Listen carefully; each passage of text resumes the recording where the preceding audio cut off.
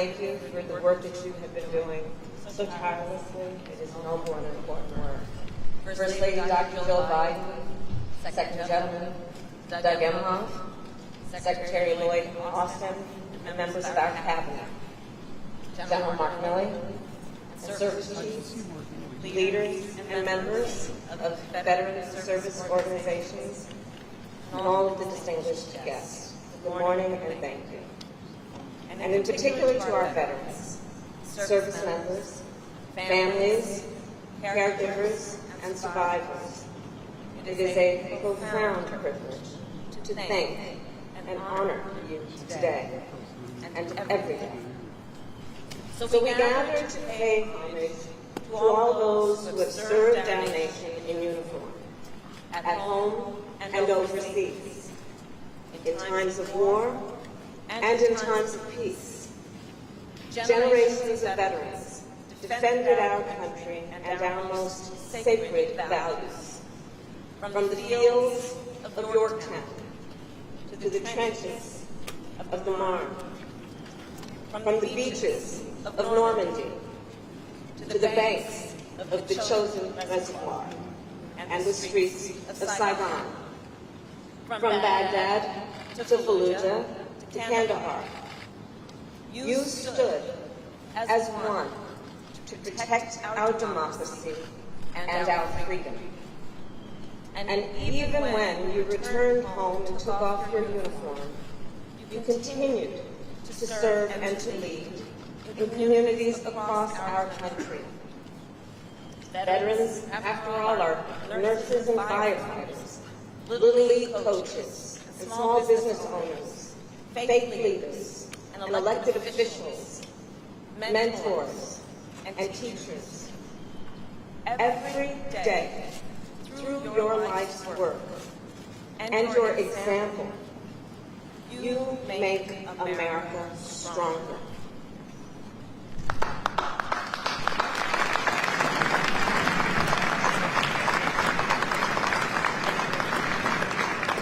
On Veterans Day, we come together as a nation then to express our profound gratitude for all you have done and continue to do.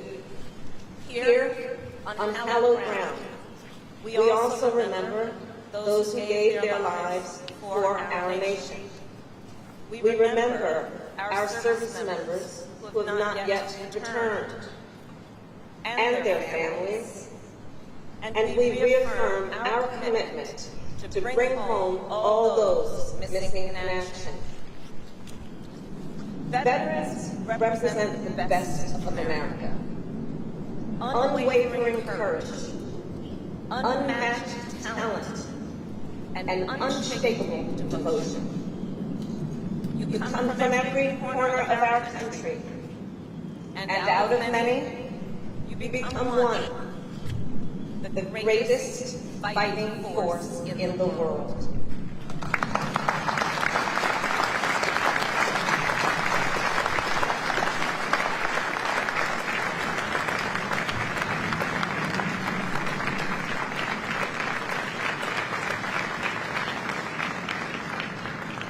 As Vice President at the DMZ in Korea, aboard ships in the Indo-Pacific, at SOCOM and CENTCOM in Florida, and on NATO's eastern flank, I have seen firsthand how America's armed forces protect the highest ideals of our nation around the world.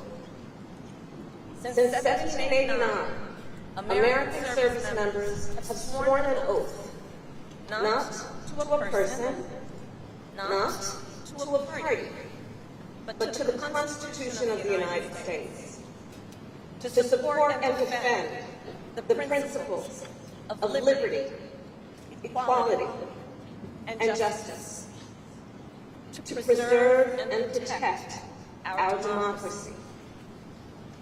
Veterans, you're the one who answered the call. And in so doing, you left often the people you love and the place you call home. You missed birthdays, holidays, and graduations. Some of you First met your newborn baby on a video chat. You risked everything. And you gave us so much to safeguard the lives and the liberty of people who you may never meet. To be a veteran is to have truly known the true cost of freedom and to have borne it for all of us. That is a debt that must always be remembered. And I believe it is a debt we must all work to repay.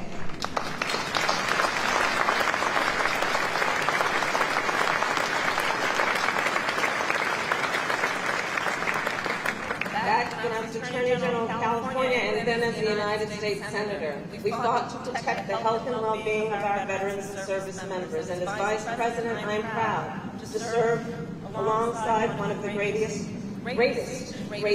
champions of our nation's warriors, our President Joe Biden.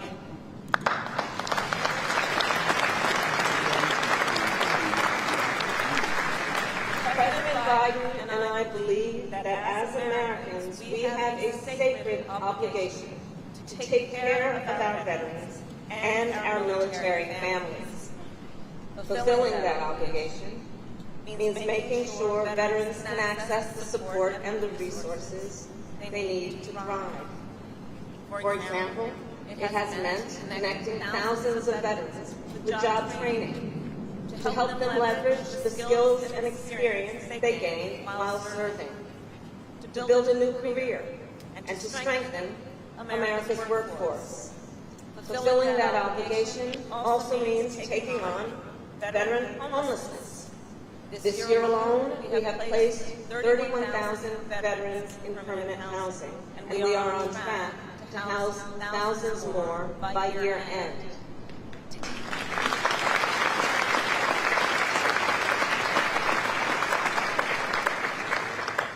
Taking care of our veterans also means taking care of those who love them.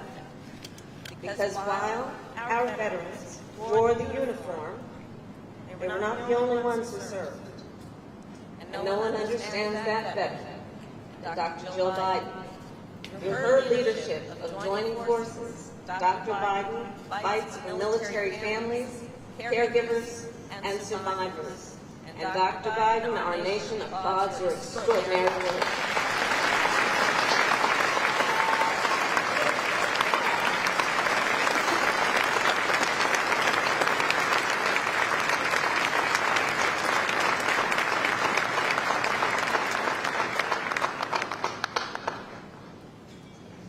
And taking care of our veterans means making sure that they receive the benefits they have rightly earned.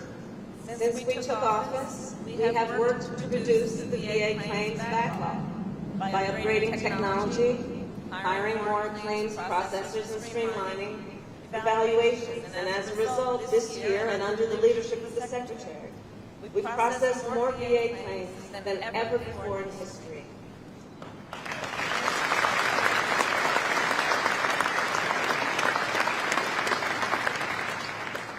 And we also came together, Democrats and Republicans, to support millions of veterans exposed to toxic substances while working and living near burn pits and other dangerous environments. The PACT Act, as has been mentioned, is the most significant expansion of health care and benefits for veterans and their survivors in 3 decades.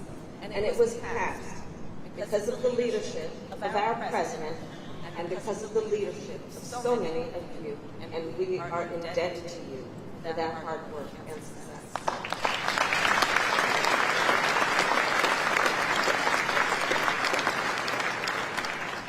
So a few months ago, I received a letter from Lieutenant Travis Akers. So Lieutenant Akers wrote about a friend and a fellow sailor, Lieutenant Chris Reed. Lieutenant Reed served our nation in Afghanistan and Iraq, and he worked as a Navy EOD officer near a burn pit. Tragically, Lieutenant Reed passed away in 2018 from leukemia. He is buried here in Arlington, Section 60, Plot 11854. Lieutenant Akers fought for the PAC in his friend's memory. He advocated, he testified, and thanks to him and so many veterans like him, our nation is one step closer to living up to our highest ideals. So all of that to say, America is a promise. A promise of security, opportunity, and freedom. Not for some, but for all. On Veterans Day, we celebrate the generations of Americans who fought to make that promise real. And we recognize, to truly honor our veterans, we must come together as a nation to defend that promise too. So on that point, I will conclude by sharing the words of Private First Class Abe Laurie, one of the many veterans joining us today.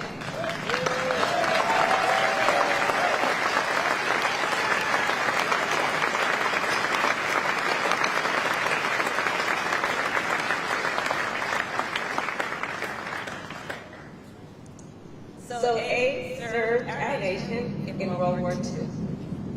He was a member of the 58th QM Sales Company of the United States Army. From 1943 to 1946, Abe traveled across England, France, and Belgium, going from camp to camp to outfit the men and women fighting to free Europe and the world. In his travels, Abe met thousands of Americans. They came from towns and cities he had never heard of. And yet, as he tells it, even if they only crossed paths for a moment, Abe felt a connection with each.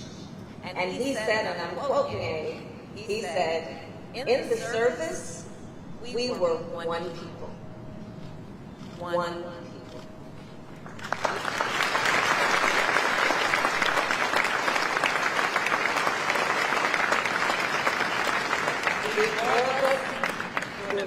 Out of many, one. And that is the story of our armed forces. And it is the story of our nation. That is who we are.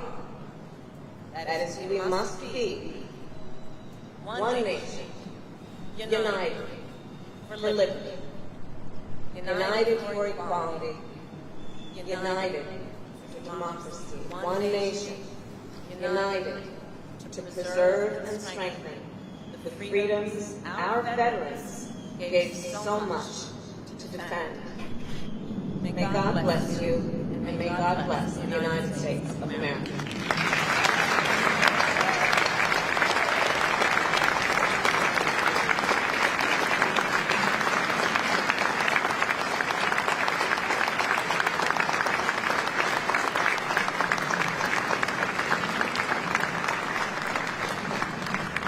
Ladies and gentlemen, please remain standing and join the United States Navy Band Sea Chanters Chorus in singing God Bless America.